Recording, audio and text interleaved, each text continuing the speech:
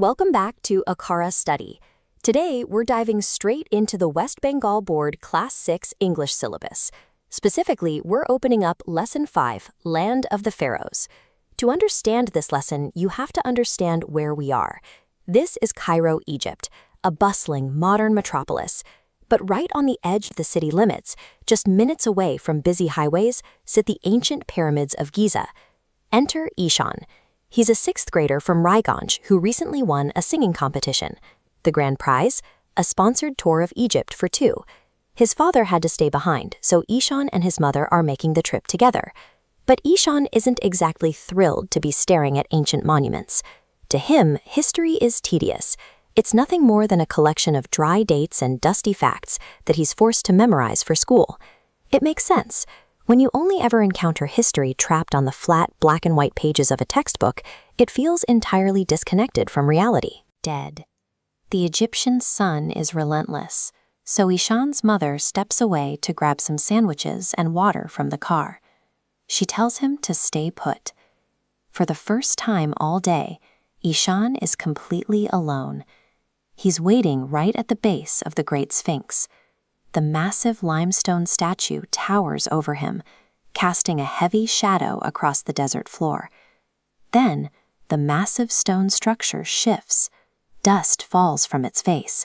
A deep voice rumbles through the air, calling out a single word: Ishan. Before Ishan can even process what is happening, the statue continues. It tells him exactly who he is, a student in Class 6, visiting all the way from Raiganj. In that moment, the illusion of history being a dead subject shatters. The past has a voice, and right now it wants to have a conversation.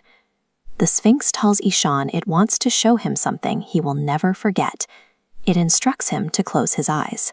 When he opens them again, the dusty beige desert is gone, replaced by a hyper-saturated living world. He is standing beside the Nile. The contrast is sharp. Deep blue water bordered by lush green banks, carving through the harsh, arid sand. The river functioned as a massive highway for wooden boats, a reliable source of fresh food, and the only reason crops could grow in the heat. The syllabus facts are in motion.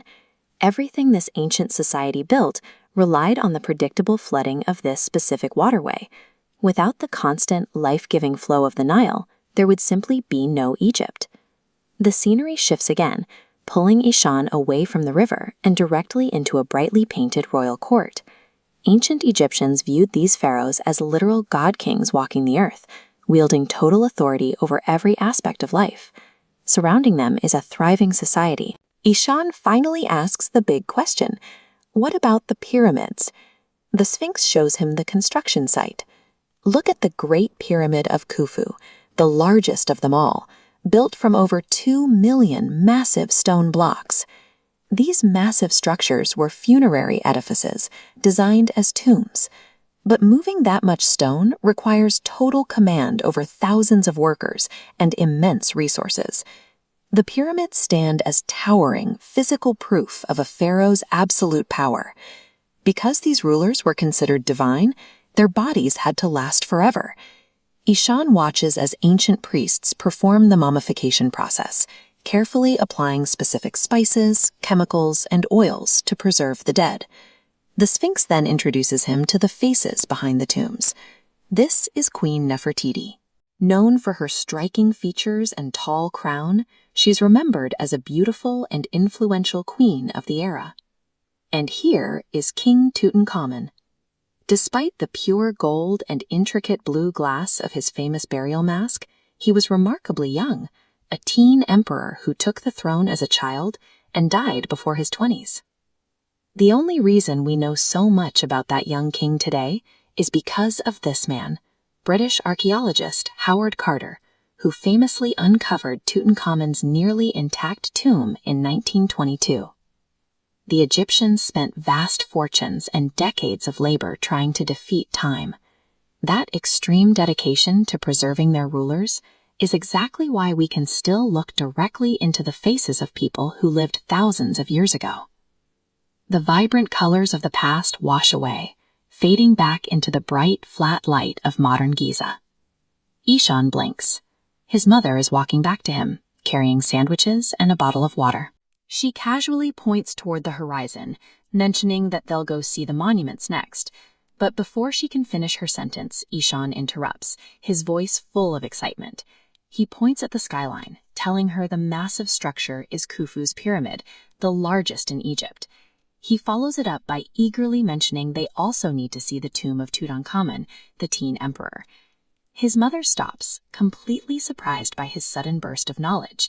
Ishan just smiles, takes a bite of his sandwich, and throws a quiet, knowing glance back over his shoulder to thank the Sphinx. The information in his textbook hadn't changed, but true education happens when those isolated facts move off the page and become vividly imagined experiences. Once you can picture the people who lived it, history is never boring again. What was your favorite part of Ishan's journey? Let us know down in the comments. We'd love to hear which fact surprised you the most. If you enjoyed exploring the land of the pharaohs with us, make sure to like this video, share it with your classmates, and subscribe to AKHARA Study for more stories that bring your syllabus to life.